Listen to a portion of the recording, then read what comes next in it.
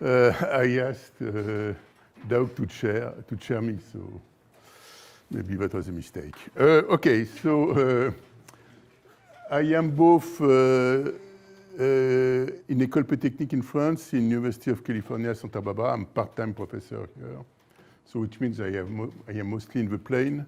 We try to emulate Santa Barbara campus in Polytechnique.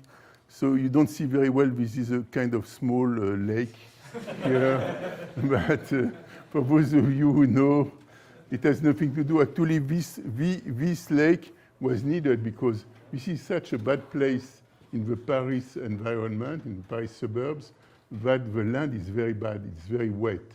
So actually, this is a drainage lake, so that all the water which is around goes into the lake and can be evacuated. Otherwise, the buildings would float.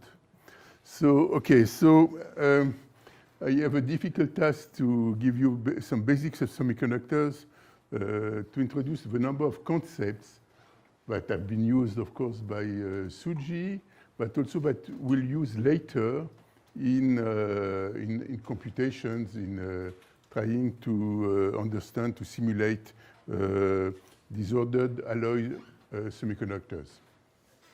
So it's both something very elementary on semiconductors, the basic concepts, that we can be understood by our colleague mathematicians. They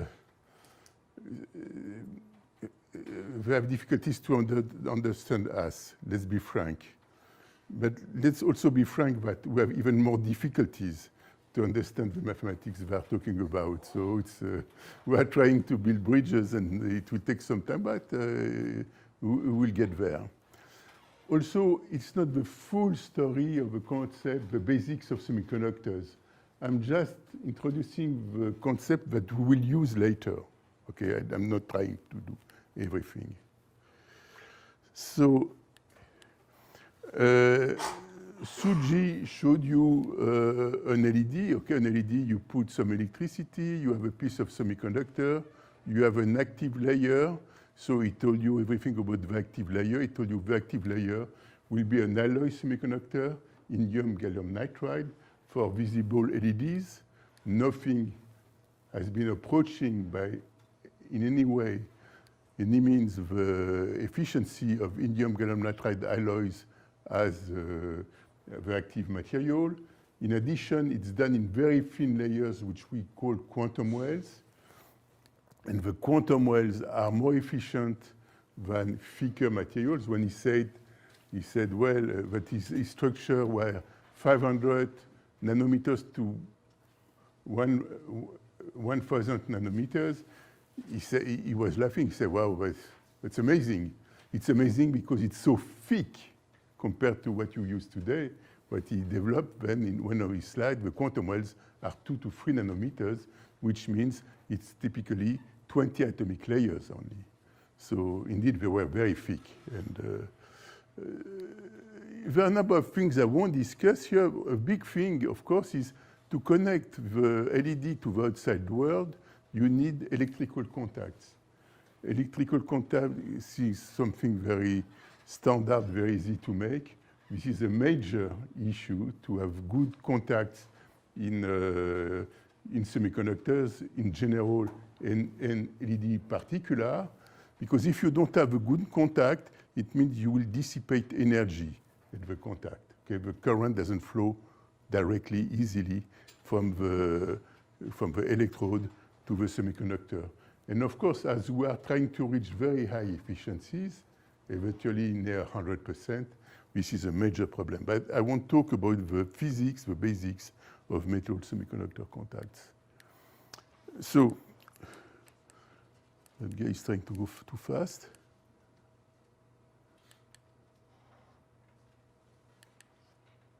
Okay. So we are dealing in general with perfect crystalline semiconductors. So that's where we can define the basic concepts. So you have to imagine a perfect alignment of atoms at infinitum. I said when we are very thin, it's 20 atoms. So it's almost what you see here. but usually crystals are billions of atoms. How do we know the energy level of electrons in those crystals? And the first approximation you would do is you would say, okay, we have wave function, the electrons are localized at each atom. So the wave function, you have a potential like this for electrons near the atoms, and then you would think, okay, I have a localized wave function at each atom, okay, at each position of an atom. But when if you take such a wave function for this system, so you say the electrons can be in such wave functions, you are missing the periodicity of the lattice. And the fact that the system is periodic means, well, those different places are indistinguishable, and the electrons can hop from one place to the other. And then what you introduce and what mathematics tell you is that the real solution to an Hamiltonian, to a Schrödinger equation with a periodic potential, the wave function has the form of what is called a Bloch function. So the Bloch function was invented in the context of crystals of solids in the late 20s, but of course mathematicians knew much before that. In the 19th century, French mathematician Floquet showed that the solutions to differential equation like this with a periodic potential, of course, there was no quantum mechanics there, but this was a mathematical exercise. He said it's a localized function times a plane wave. So this makes that the true wave function of this system is, it remembers the localized ions, okay, the localized potential, but at the same time, it has a modulation which is periodic, which is a plane wave, and therefore the true wave function is the product of this plane wave times the localized state, and this gives you this type of wave function. So this is the wave function in an infinite solid. No disorder so far. I won't speak of disorder in this first lecture. So this is amazing because it was a huge progress in the late 20s to understand this. You have a system where you have local potentials, so you would think you have localized electrons, and what this wave function tells you is that the electron is completely delocalized. It can go to billions of atoms. It has the same probability to be on this atom billion ions away from the first ion. So this explains at once why you can have a large mobility, why you can have electrons moving freely over very long distances in spite of having very localized potential at each atom. It means that the mean free path of an electron can be many, many atoms, was in the simplest picture, and that was the picture at the beginning of the 20th century, why you would think they would have a collision, they would just be scattered anytime they encounter an ion. This isn't the case, because it's periodic. Of course, you understand that as soon as you have alloy disorder, everything that I'm saying here is wrong, or at best, an approximation. So that was a huge progress. If we want to go a little more in detail, again, we have this solution, how it builds up. If I consider that I have no periodic potential, no potential of ions, of atoms, then I know that the solution of Schrödinger equation without potential are just plane waves, okay? Exponential AKR. And then the energy, if I take this formula for wave function in the differential equation, there I will get the energy term, kinetic energy term. I will get that the energy is a parabolic function, it's h bar square, k square, 2m. Now, if I start to put a periodic potential, it's clear that when I have electrons which move along this chain of atoms, they will interact more strongly when the plane wave is commensurate with the period of the lattice. Okay, then I'm sure I will add some I will have strong interaction because the electrons spend some time on each atom. Whereas if I have a very long wavelength plane wave, I somewhat average the potential. So which means that indeed, when we look at the perturbation, if I have a weak periodic potential, the dispersion curve is only slightly modified for wave vectors, for plane waves, which are commensurate with the periodic lattice in real space. And therefore, that's where I will have a big interaction here, and I will open gaps. Okay, then the periodic potential will make that the energy levels are split apart. They interact strongly, and then we know that it's a crossing of levels. When you have a crossing of levels in quantum mechanics, you have an anti-crossing, the levels separate. So it would be like this, and what we do usually, then we say, oh, but what is this wave function? So it's a wave function which corresponds to a UK, again, somewhere, and an AKR. But this AKR, I can shift it by an integer of the period of a lattice. And then, instead of having here some UK, if I change the K, I shift it, I change the K in IQR, but the quantity, which is just the period in the reciprocal lattice, I just change this periodic part of the Bloch function into another one, which is also periodic. Okay, I forgot to say that, of course, this in the Bloch wave function, this is a periodic function here. So if I shift this part, these wave functions to this with a different k, but a different uk, I get this, and again I can put all the wave vectors in the what we call the first Brillouin zone, and then I get different bands, okay, corresponding to different u and k. This is the simplest picture. The real picture is this one. For gallium nitride, this is the band structure, okay, all the energy levels. So every point here, every point of these curves represent a Bloch wave function with a given periodic part of wave function and a given k. It's so complicated because, of course, when I propagate, the crystal is like this. If I propagate in different directions, of course, the interaction of the waves with atoms is different, so the dispersion curve, the interactions will be different. And we just plot the main directions of a crystal to have this band structure. This is very complicated, but usually, most often we never use that. When we deal with semiconductors, what happens is that all the physics happen near an extremum of energy bands. Either we'll have a band gap. We'll discuss just in a minute what is the band gap.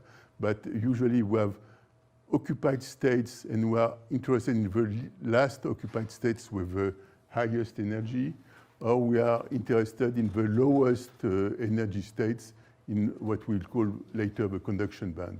So we are very near a given point in K space, a very small range of energies.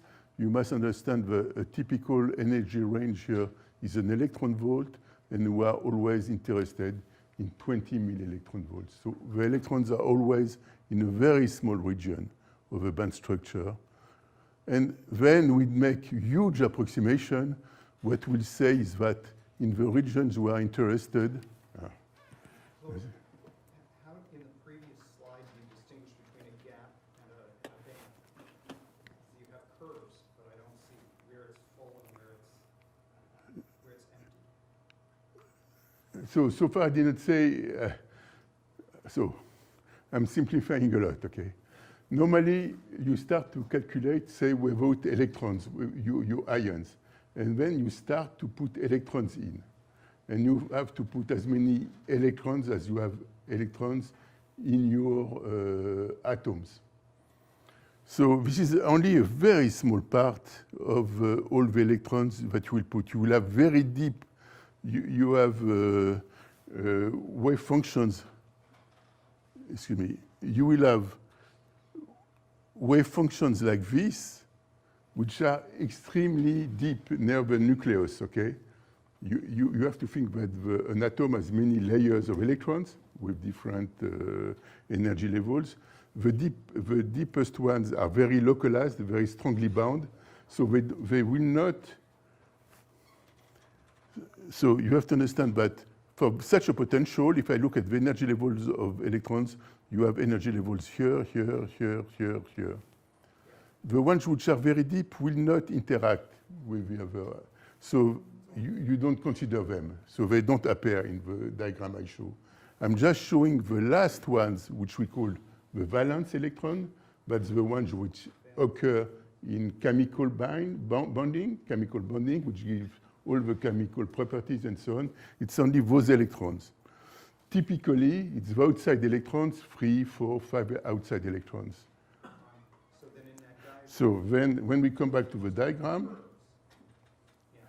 when we come back to the diagram, what will happen is the valence electrons will fill all the states up to here. well, let me interrupt you, just ask one question. How do I know whether, so these are the valence electrons, Yes. but I see, for example, between 1 and 3, why does it jump up or does it jump down? Here? Hierarchy, so go over to gamma, the vertical, Yeah. and go up to the top. Yes. Now, there's a 1 and a 3. Yes. Does it travel between those two? No. Is that also a gap? Yes. Well, Simply a gap. We talk about a gap as an energy. If there's an energy where there are no states available, then we call it a gap. But in between 1 and 3, we would not call it a gap, because at the same energy you find states at different places. At the same, I see. So you look all the way across. Yes, and if at this And if energy there's there's no nothing, states, so that's what we call it how I gap. should be reading them. That was the question. so it's for all the states Okay, got it. in all directions. There's this huge gap in the middle. So yeah. So to answer to you, what happens is that if I would put an electron here, put a very strong electric field, then I would give kinetic energy to that electron. So it would be moving up. And eventually, it could transfer to that state. Okay, so normally, in normal conditions, only those electrons would be occupied. But under some conditions, we can have hot electrons, and then they go to different bands. Go ahead. Okay, for my students, I say if you have the for the eigenvalue solver, this just this k is just an x, an additional way to count the quantum number a number that counts in degeneracy. And so therefore gap is if there's no states available, and then if there are states available, they can have different k's, different numbers, different additional counting. Well, isn't it just the horizontal that no curve intersects? Excuse me? It's just the horizontal which no curve intersects. It's just that there is an energy where there is nobody. That's the gap. So what is identified as a gap is just that you have a purely horizontal line and no curve intersects that horizontal line. That's a gap. So the gap here is the horizontal line from the highest state here and the lowest state here. Just Of a course. horizontal band where nobody lives. Of course, there's a bigger gap here between those states, but the occupied states are coming up to there. So actually what counts is the last state here and the next high. This is very important because this is well defined in a crystalline, a perfect crystal. When you have disorder, this thing is fuzzy, this thing is fuzzy, and the gap is not well defined. And we'll discuss this because this is a very critical problem for us. So let's continue. So you understand that as we are playing with just those guys near the extrema, we just to consider, it's a big approximation, but the periodic part, the periodic function, UCK and UCK here for the conduction band, UCV here, are constant. They don't change with energy. And that helps a lot. Okay, so I spent so much time with these diagrams, I will not use them anymore because I know I'm always working here. So now what is of interest for me is what happens in real space for the top of the valence band and the bottom of the conduction band. So in semiconductors now, it's real space. I'm looking at position. So now the crystal is uniform in space, so there is no problem. And what I just say is that the valence band is fully occupied. So you have to think that this is the top of the valence band. I'm not looking at the other states. And the conduction band, the higher band, is empty. This defines an insulator. Okay? For a metal, those bands would be, there would not be a separation in the states for all the k directions, for all the directions, and then I will always have field states next to empty states. And then I could have conduction. But here, in a perfect semiconductor at low temperatures, I don't have occupied state in the conduction band, and all the states in the valence band are filled, which means there is zero conduction. So this is an insulator, and this is a semiconductor at low temperatures. What's the difference between a semiconductor and an insulator? There is none, except that a semiconductor is a rather small band gap insulator, which has many properties. But otherwise, there is no difference.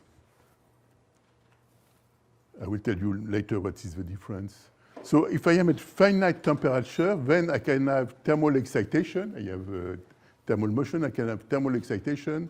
And I have a few electrons which can be excited across the forbidden band into the conduction band. And then I have some electrons that can move, okay, because we can get kinetic energy here. And here I have what I call hole, a missing electron. And those guys can move also. If I apply an electric field in this direction from right to left, of course, as the electrons have a negative charge, they have a force in the left to right direction, so electrons will move in that direction. If I look what happens in the valence band, if I apply this electric field, you see that this electron can move to the next hole because there is a space here, quantum states available. So the electron moves here, and then it means that the hole now is here. And then this next electron can move in the hole, which is now here, and then the hole will move here. So you see that now I said I have an electric field in this direction, and the holes move in the same direction. So the holes appear as having a positive charge. Okay? Even though the conductivity is done by electrons, I see a current which is in the direction of the electric field. This was a huge puzzle, because when you do Hall effect, and this was done in the 20s, Hall effect was done in the 19th century, but you could find the same material which told you that conductivity was due to negative charges, or the conductivity was due to positive charges. And people knew that you had negative electrons, okay, this conducts electricity, but positive charge, this could only be ions. What would ion move? We know that ions are very heavy and stick heavily to the crystal. And this was a huge puzzle which was solved by Peierls in 1929 in a single page of a journal in German physics. And we showed that indeed when you have a mostly empty band, electrons behave as electrons, negative charges, and when you have more than 50% filled band, the electrons will behave as positive charges. This was a revolution, because it was nonsense to have two types of charges with electrons only. That's why, if you know, this is a well-known anecdote, the great physicist Pauli said at some point we should not work on semiconductors. We don't even know if they exist. And in any case, it is, he used a very bad word, it is nonsense. It is, let me introduce some quantities that will be very important for us, which are the drift diffusion equations for the motion of electrons. We have electrons, and we want to know what is the electrical conductivity of electrons. Of course, the converse is true for holes. So what we know is that electrons move and make collisions and sometimes. So I showed here an electron which makes random collisions. You understand that the travel path here is not just the distance between two atoms, it's much longer, as I told you, because this is a Bloch wave, but after some hundreds of atomic distances, it will encounter a phonon, a lattice vibration, or an impurity, so it will scatter. And then we can calculate the current. The current is the charge times the carrier density times the velocity. The velocity is connected with the applied electric field by something which we call the mobility. Then you have the equation, if you have a velocity, you have the equation relationship between J and the electric field. And this is this quantity is called the conductivity, electrical conductivity. But of course, what we want to know is what is this mobility. So if you calculate that between two collisions, an electron is accelerated by the electric field, so it has a force which is QE, and it has this force during a time tau, collision time.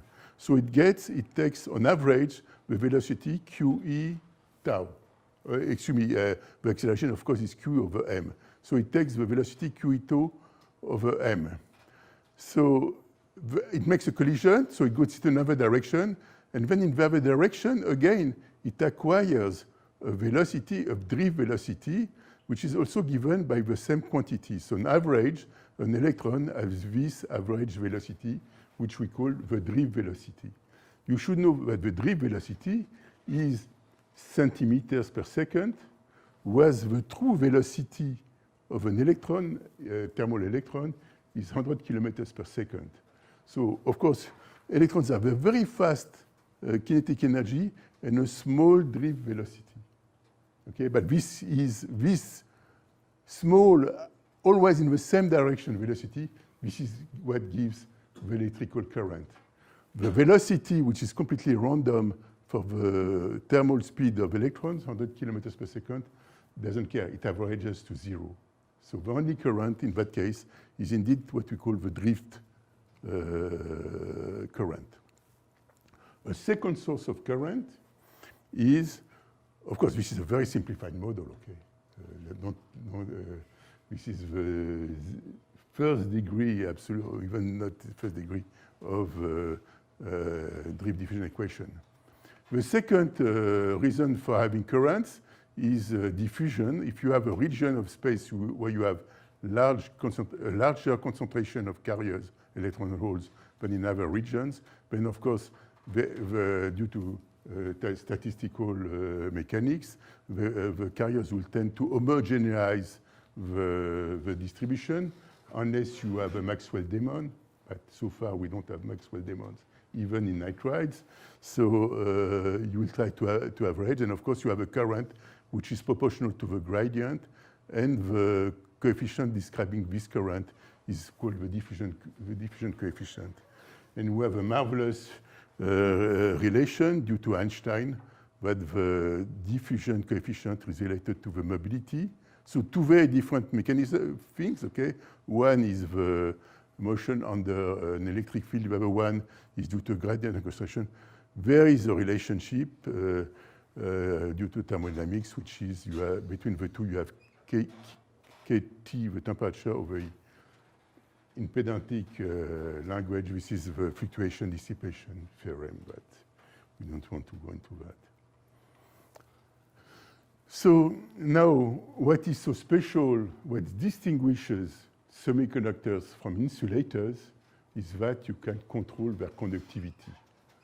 You put some impurities in a semiconductor, not any kind of chemicals, okay? Some type of chemical, which we call dopants. They can dope the semiconductor. If you put, for instance, you put silicon in gallium nitride, you have those atoms, those foreign atoms will have energy levels near the conduction band, so the electrons that are on them can be easily excited to the conduction band. And the statistics of this is given by a Fermi-Dirac distribution function with a Fermi energy which will be near the conduction band. So very easily you will have free electrons conducting electricity. If you take other types of chemicals, and in nitrides, it was a long quest, and this is magnesium. The magnesium atoms can trap an electron.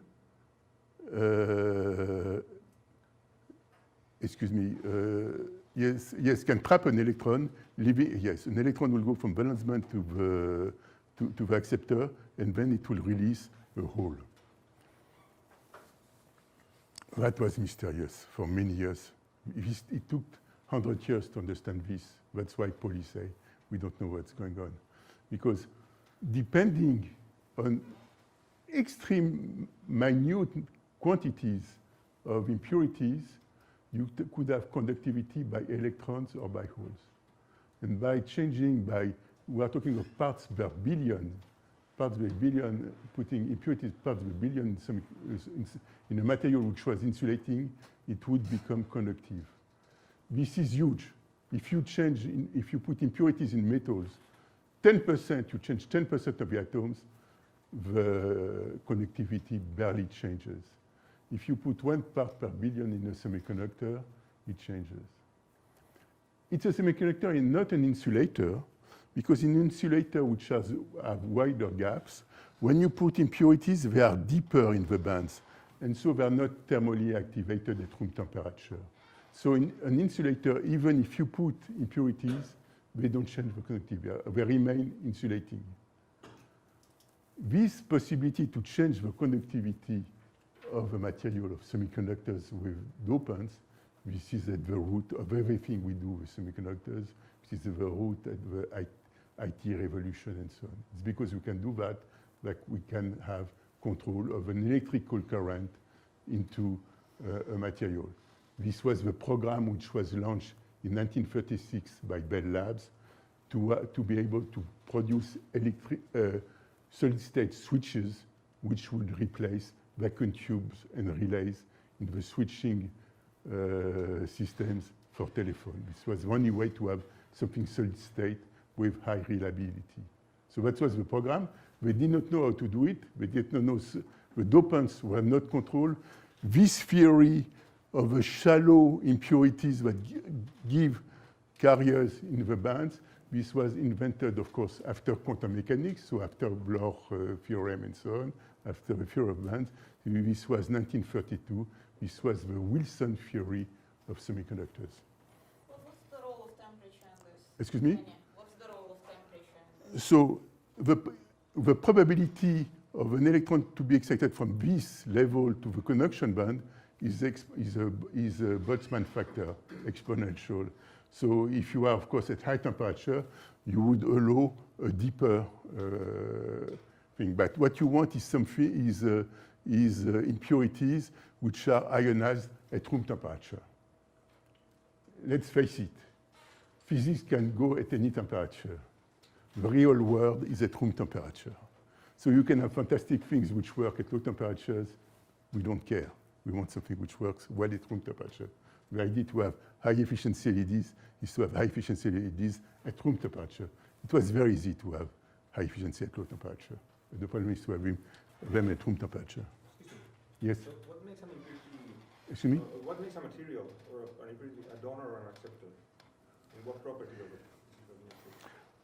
it? Excellent question, Okay. because it depends on the atom, the chemical nature of the atom, and it depends on the matrix in which you put it. So actually, you will have a talk by Chris van der Waal tomorrow, and he will explain you how you compute the energy levels of impurities in semiconductors. It's always a pair, right? So you cannot say it's a donor or it's an acceptor. It's a donor for a specific. For matrix, sure. And some of them are amphoteric. Some of them can act as donor or acceptor depending on which part of the crystalline lattice it goes. Jim. But the simple way is, if you put an atom on a specific site in the crystal, does it have an extra electron compared to the natural host? That's a donor. If it's missing an electron compared to the shell configuration, natural shell configuration of the site, then it's an acceptor. How much time do you have? And actually, Are you ready? Take a almost all Next 10 shallow minutes? acceptors Okay. and donors behave that way. And they need to be shallow, they usually have to be chemically similar. Occasionally, they're very dissimilar from a different part of the periodic table, but usually good donors and acceptors are near neighbors in the periodic table or next door columns. That's a simple picture, Yes. very simple, but it works about 90% of the time. So in organics, you don't need to dop very often. You just have to inject charges. Is that the same in inorganics? Okay. Why do things with difficulty when you can do them simply? You are perfectly right. We could induce charges by injection in a non-conducting material. But then you have energy barriers when it uses energy, usually. So the electrons is the problem. Yes. For instance, in organics, then you have to have quite different band gaps between your materials to be able to inject. But then it costs you energy, because when you inject the carriers, they lose energy, they're hot carriers, and so you lose efficiency. So why is it less of a problem in organics than in inorganics? Or just that you managed to achieve it without? I propose that you ask them. But Richard would tell you that organics is quite different from inorganic semiconductors. He has spent his life on this. So, okay, we will discuss this. Okay, that's a topic for discussion. We keep that in mind. We'll answer you. Now, the brutal, difficult thing, but this is the workforce of all what we know in devices, in electronics, optoelectronics, and so on. It's the association of different materials. So we put next to each other a p-type, an n-type material. So n-type, I mean, I have impurities which give me negative electrons in the conduction band, and a p-type semiconductor, which means I have acceptors which give me holes, which are positive charges, as I explained to you. We put those two guys next to each other. It's the same material so far. So what happens is that, of course, the electrons which are here see holes which are available next to them, so of course they will try to fall.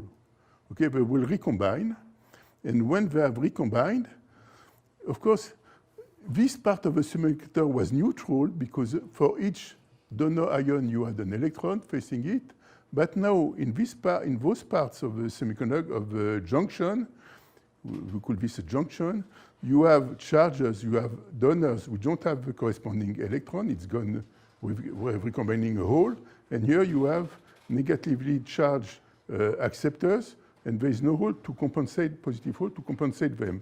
So then, of course, if you have free charges, and we call that a deposition zone because there is no free carriers, then you have charged dopants, and you develop an electric field.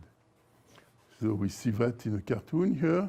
You have those electrons, they will recombine with holes, then you have electric field, and then, of course, if you have an electric field, you build an electric potential. The electric potential is given by the Poisson equation for potential, important term, because we use that a lot, the Poisson equation. And then you build up an energy barrier. And this energy barrier, of course, forbids you, as I mentioned, you have an electric field in this direction, so it gives a force on the electrons which repels them in that direction, and the same for the holes. So then you don't have electrons and holes traveling, you have an equilibrium, the energy level is constant everywhere, and this is a p-n junction at rest. So I didn't miss it. The p-n junction, it's the same, or the one you're talking about, is the same semiconductor with different doping on the Yes, one layer and the other. yes. Of course, we'll get to much more complicated things. Now, the interesting thing is that when you apply a potential, voltage on both sides of the p-n junction, then of course I had the internal electric field which was in this direction, I showed you just before. And now I am applying from the outside, if this is the positive the potential on the p side, an electric field which is in the other direction. So this will change, of course, if you have an electric field in this direction, this will create a change in potential, electrical potential, of course, energy potential, which diminishes the barrier between the two sides now. And diminishing the barrier, of course, now and I won't go into the details, I will increase a lot the probability that I have an electron sitting here, because the energy barrier for an electron to go from here to here is diminished by the new potential I have created. Compared to before, I had a very large energy step to go from one side to the other. Now I have a much smaller potential barrier. And then the concentration of electrons that I have at this point has diminished a lot compared to the previous situation. I have increased the concentration of carriers by exponential EV over KT. So EV voltage is typically 1 volt. So this makes that this is exponential 40, and exponential 40 is 10 to the 12, 10 to the 13. So it means I increased, compared to the equilibrium concentration of electrons on this side, the concentration here by a factor by 10 to the 13. So I have now a huge imbalance of electrons between this side of the junction and further on, which means I will have a huge diffusion current. Okay, because I have a huge gradient of concentration. And the same thing is true on the other side. I had a concentration of holes here. I will increase the concentration of holes by an exponential factor, again given by exponential EV over KT, and this makes that I will have a big diffusion current here. If I want to go more in details, I have to consider also drift currents in those in the other regions. I don't want to go into the detail, but it's the fact that you can change by an external voltage the potential barriers that you create currents in junctions. And then we can calculate the current which goes in the junction. It's an exponential curve with applied electric field. So when I bias a junction in the direct direction, in the direct bias, I will get a hugely increasing current. And if I go on the other side and increase the barrier, of course I have a small imbalance of charges on both sides, so I will have a small reverse current, which is called the saturation current. So this is a system which is rectifying. It conducts well electricity in one direction, not in the other direction. This is the first step to do transistor, all the devices we want. What's interesting here is that we are injecting electrons in regions where we did not have before electrons, and in the same way we're injecting holes in regions where we did not have holes before. So now we have regions where we have electrons and holes, and this is the basis of an LED. Before, when I am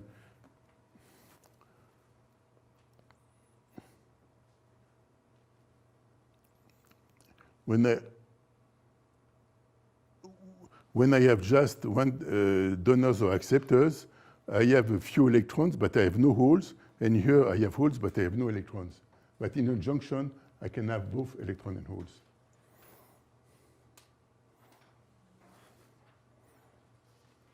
Now about semiconductors and light. There's another way to put electrons and holes in the same region of a semiconductor. Want to break now? Let me just a few minutes more. That will be a few minutes less later. So if I send a photon on a semiconductor, I can excite just with one photon. If a photon has an energy larger than one band gap, I can excite an electron from the valence band to the conduction band. It leaves behind a hole, and I create an electron here. This is the absorption process. Conversely, if I have electrons and holes, I have electron, and somewhere around the same space I have a hole, I can recombine the electron and hole, and I will emit a photon. So semiconductors has this property of being able to absorb photons and to emit photons. Of course, this emission of photons is the basis of an LED. But sending in light to get light, that's not a good way to have a light emitter. The good way to have a light emitter is to transform electricity into light. And to transform electricity into light, you want to have a p-n junction.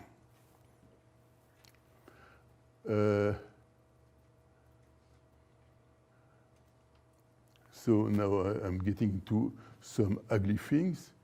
To compute whether an electron and hole can recombine, I have to use quantum mechanics.